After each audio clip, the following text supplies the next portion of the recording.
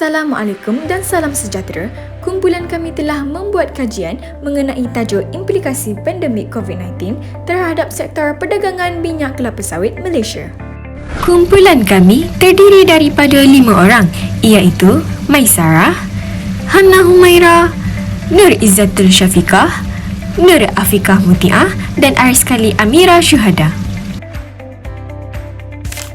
Bermula pada tahun 2019, negara kita telah dikejutkan dengan penyebaran satu wabak yang telah menular dan mengakibatkan pelbagai stigma yang wujud dari pelbagai sudut, iaitu virus COVID-19.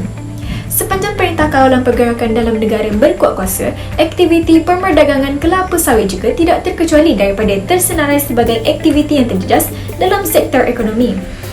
Sepanjang pandemik COVID-19 ini, hasil pengeluaran kelapa sawit semakin menurun hingga membimbangkan sektor industri yang lain kerana minyak kelapa sawit adalah bahan mentah yang paling banyak digunakan. Pengeluarannya semakin menurun akibat daripada kekurangan tenaga kerja buruh dan kilang minyak sawit. Dikatakan lebih kurang 20 hingga 30% tenaga buruh telah berhenti kerja dari sektor pengeluaran kelapa sawit ini. Aktiviti perdagangan juga semakin merosot di mana berlaku penurunan sebanyak 6% berbanding tahun yang sebelumnya.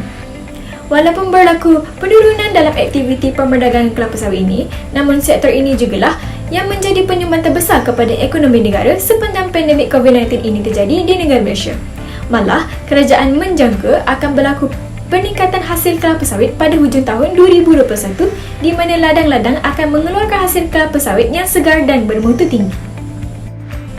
Seterusnya, objektif kajian ini dilakukan adalah untuk mengkaji statistik pengeluaran kelapa sawit semasa pandemik COVID-19 dan seterusnya adalah untuk menganalisis statistik perdagangan ekspor minyak kelapa sawit semasa pandemik COVID-19. Metodologi bagi kajian ini menggunakan pendekatan analisis deskriptif, iaitu analisis deskriptif berangka dan bergraf. Dalam pada itu, bagi memudahkan pengiraan dan penganalisan data, perisian Microsoft Excel digunakan bagi memperoleh data yang tepat. Seterusnya, bagi pemerolehan data, kajian ini mengambil data sekunder yang disediakan oleh Bahagian Ekonomi dan Pembangunan Industri, iaitu Lembaga Minyak Sawit Malaysia MPOB. Kajian ini juga mengambil data daripada majlis yang bertanggungjawab untuk menggalakkan perkembangan pasaran minyak sawit Malaysia, iaitu Majlis Minyak Sawit Malaysia MPOC.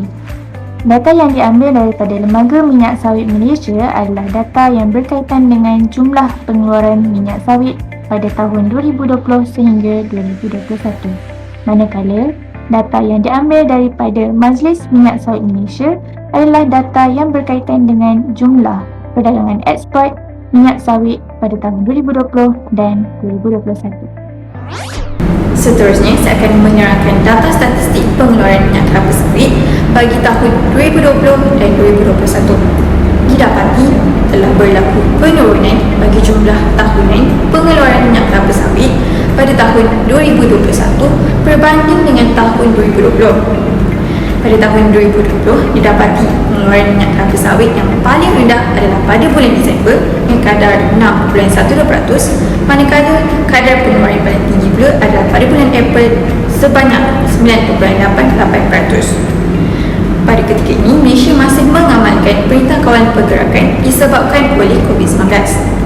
Seterusnya, pada tahun 2021 pula, kadar pengeluaran minyak kelapa sawit paling tinggi adalah pada bulan Oktober sebanyak 9.57%. Manakala, kadar pengeluaran paling rendah pula adalah pada bulan Februari sebanyak 6.81%. Baiklah, seterusnya saya akan menerangkan tentang data statistik perdagangan ekspor minyak kelapa sawit iaitu pada tahun 2020 dan 2021. Prestasi keseluruhan ekspor minyak kelapa sawit ini menunjukkan berlaku banyak trend penurunan di mana prestasi nilai perdagangan ekspor minyak kelapa sawit pada tahun 2020 lebih baik berbanding pada tahun 2021. Jumlah nilai perdagangan paling terendah telah direkodkan pada bulan Februari 2021 dengan nilai 900,558 million. Namun secara keseluruhan, ekspor produk kelapa sawit ini dapat dilihat mencatatkan penurunan signifikan 34.85% atau 795,257 tan berbanding 1,486,521 tan bagi tempoh yang sama pada tahun 2019 sepanjang tempoh Perintah Kawalan PKP dikonsumsikan ke seluruh negara. Namun sektor ekonomi dilihat semakin pulih dan dapat menyesuaikan diri dengan pandemik COVID-19 di mana Perintah Kawalan Pergerakan PKP 3.0 tidak memberi impak yang buruk seperti PKP 1.0 kerana terdapat beberapa sektor penting ekonomi dapat beroperasi walaupun tidak berada pada kapasiti penuh. Kesimpulannya, walaupun negara Malaysia turut terjejas akibat pandemik COVID-19 ini, sektor pengeluaran dan ekspor minyak sawit di Malaysia dapat dilihat ianya bakal mengukuh pada tahun-tahun berikutnya. Malahan, Malaysia turut mendapat manfaat daripada pandemik COVID-19 ini apabila muncul sebagai pengeluar utama sarung tangan getah dunia pada tahun 2020 dan turut menyumbang kepada peningkatan import getah asli. Seterusnya, pelbagai sektor turut terjejas akibat daripada fasa 1 Perintah Kawalan Pergerakan semasa pandemik ini. Hal ini turut menyebabkan statistik pengeluaran dan perdagangan ekspor minyak kelapa sawit semasa pandemik ini berlaku penurunan yang amat ketara. Oleh itu, sektor minyak kelapa sawit haruslah meneruskan dominasi perdagangan sektor pertanian ini agar sentiasa mempunyai signifikan terutamanya sebagai pembekal utama makanan serta bahan mentah kepada industri berasaskan sumber.